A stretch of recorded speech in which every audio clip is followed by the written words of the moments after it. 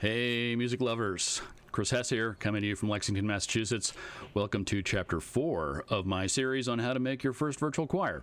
Now, I recall that in the last video, I may have promised that the next thing we'd look at is a project plan for your first virtual choir. I lied. I think we need to give the whole premise the sniff test first. These projects are a lot of work for your group, and especially for you, so there's some risk involved. Should you even be trying to do this?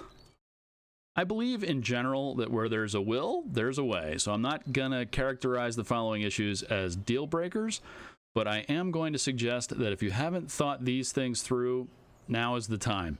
Let's start with a completely non-technical question. Does your choir even want to do this? If you have a group of, say, 25 singers, you're unlikely to get 100% participation. Nobody joins a choir because they want to sing to their phones. People join choirs to sing together. The idea that you'd record yourself, then have to listen to the recording to make sure it's okay, and then send that file to someone else who will go over it with a digital fine-tooth comb can be daunting. Plus, virtual choirs are visual in ways that in-person choirs are not, and they're permanent. Google is forever. If you have a bad hair day at one Sunday morning service, it's not a big deal, but the idea of looking bad in a video recording that might go out on social media is intimidating. There's also a built-in comparison with the other people singing, especially those singing your part. If you only have two basses in your group and neither one wants to serenade his phone, then what? Sure, technology offers some options. There's no reason one bass can't turn into three basses. Basses with a little digital magic, but still, make sure you have a choir before spending a lot of time making it virtual. The second challenging area to look at is the availability of technical expertise and tools. Virtual choirs are tech-heavy projects. You need someone to take the lead on the technical stuff.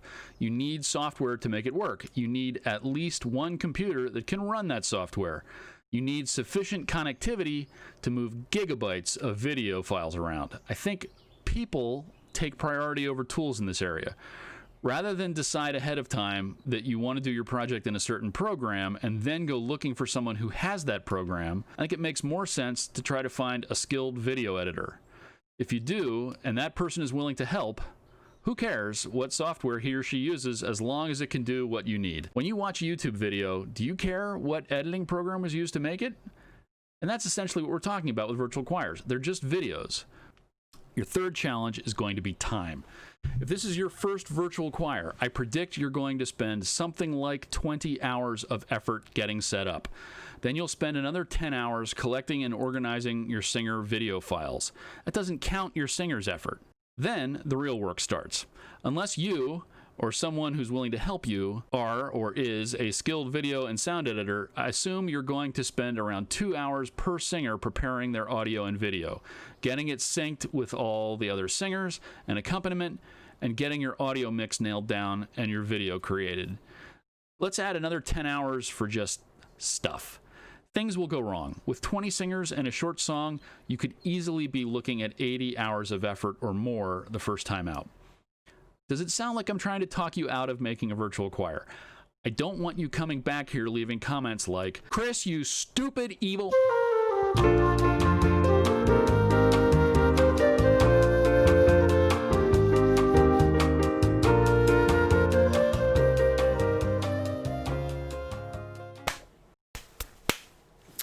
Well, that's enough of him.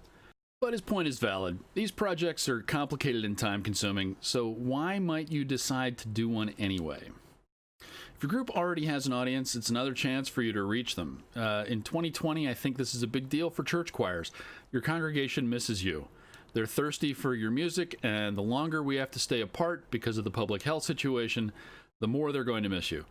Virtual choirs are one way for you to give them something like the experience they're missing. Also, your choir misses each other. We're in the choir because we love singing together. These virtual choir projects aren't the same as in-person choir, but they're something. My choir has continued to practice even since the stay-at-home order went into effect in Massachusetts. Our rehearsals happen on Zoom. We have to stay muted because internet latency makes singing together in real time impossible, but we get to see each other's faces and work on stuff together.